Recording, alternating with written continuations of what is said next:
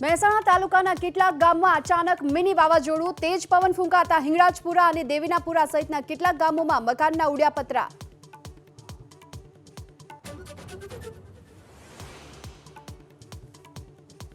એએમસીના પાપે અમદાવાદના પૂર્વ વિસ્તારોમાં જળબંબાકારથી જનજીવન અસ્તવ્યસ્ત. નારોલ, નિકોલ, હાટકેશ્વરમાં 6 કલાક બાદ પણ નથી ઓસર્યા પાણી.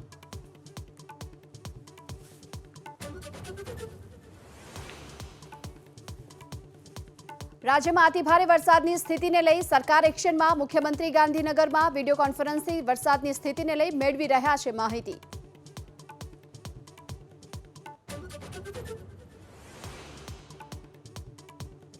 સરદાર સરોવર ડેમમાંથી 3,95,000 ક્યુસેક પાણી છોડાતા ભરૂચમાં નર્મદા નદી ભયજનક સપાટી પર.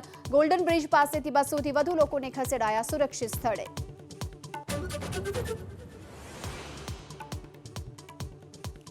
સવારે 6 થી બપોરના 12 વાગ્યા સુધીમાં રાજ્યના 210 તાલુકામાં મેઘમહેર. આણંદમાં 4.5 ઇંચ વરસાદ, 11 તાલુકામાં 4 ઇંચથી વધુ વરસાદ.